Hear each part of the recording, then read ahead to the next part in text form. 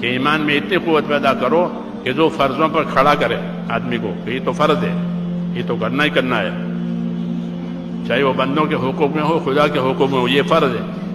تو ایمان میں اتنی طاقت پیدا کرنا جو اس کو فرضوں پر کھڑا کر دے، اور ایمان میں اتنی طاقت پیدا کرنا کہ وہ ایمانی طاقت اس کو حرام سے بچائے، اتنی ایمانی طاقت پیدا کرنا ضروری ہے۔ کیونکہ آدمی اپنی طاقت سے حرام سے بچے گا۔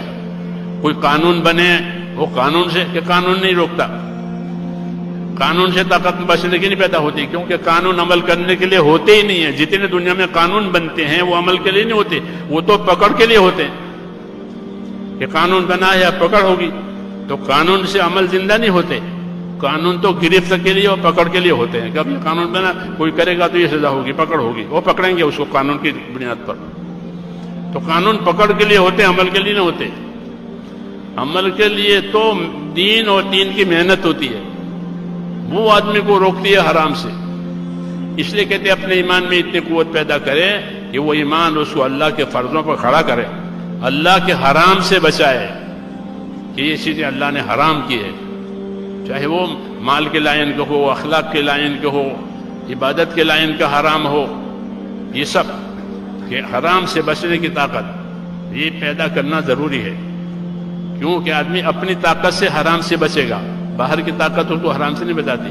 جیسے ہر مشین اپنی طاقت سے کام کرتی ہے، اگر مشین کے اندر کی طاقت فیل ہو جاوے تو مشین فیل ہے۔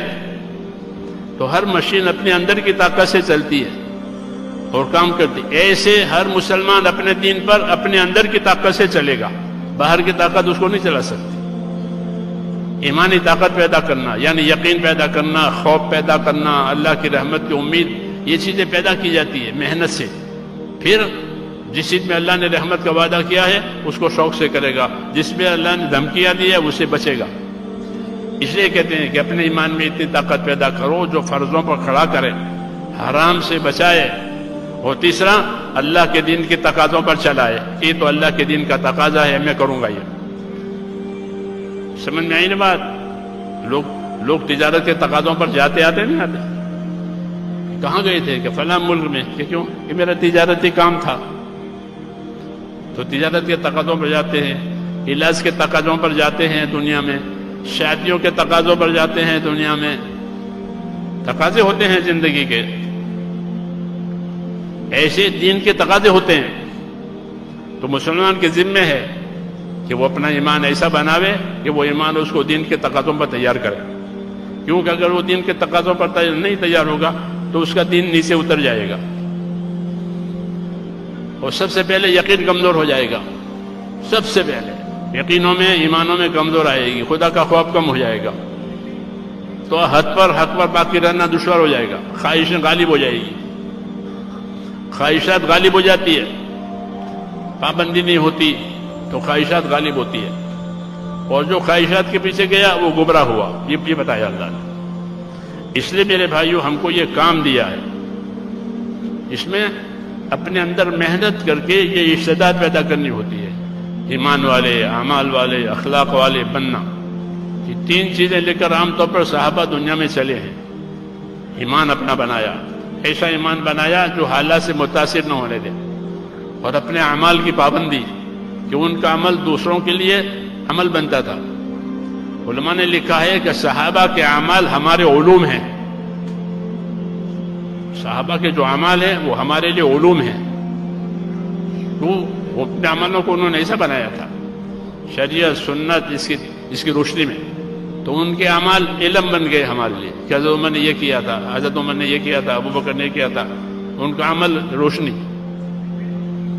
تو ایمان، اعمال، اور تیسری چیز کہ اخلاق، اپنے اندر اخلاق پیدا کیے، لوگوں سے ہمدردی کرنے کے لیے، لوگوں کی رہبری کرنے کے لیے، لوگوں سے محبت کرنے کے لیے، کیونکہ ایمان والا محبت کرتا ہے اور ایمان والے سے محبت کی جاتی ہے۔ المومن یالف ویولف، کہ ایمان والا خود ہی محبت کرتا ہے، ہاں، اور دوسروں سے محبت کرتا ہے، محبت کرنے والا ہوتا ہے، اور اس سے محبت کی جاتی ہے۔ ایمان کی وجہ سے لوگ اس سے محبت کرتے ہیں، ہاں، اور اس میں کوئی خیر نہیں ہے جس میں محبت نہیں ہے، کہ ایمانی محبت ہے، یہ کہ ایمان کی وجہ سے محبت ہے۔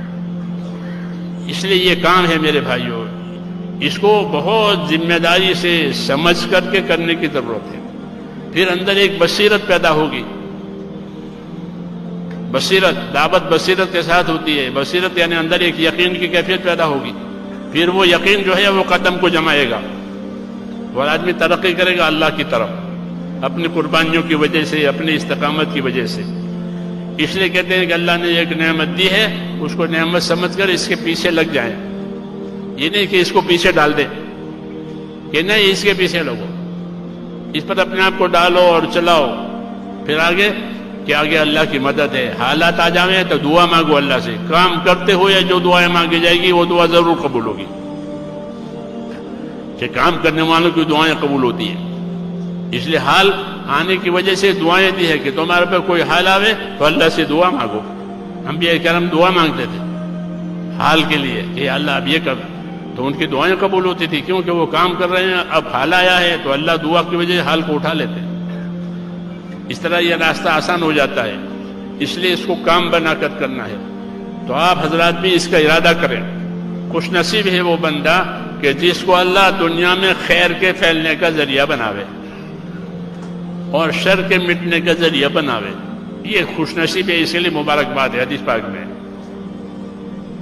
اللہ کرے ہم سب ایسے ہو جائیں کہ خیر کا ذریعہ بنے. اس کے لیے اپنے آپ کو محنت پر، کام پر لگانا پڑے گا، چلانا پڑے گا. ہمت کر کے اپنے آپ کو پیش کریں.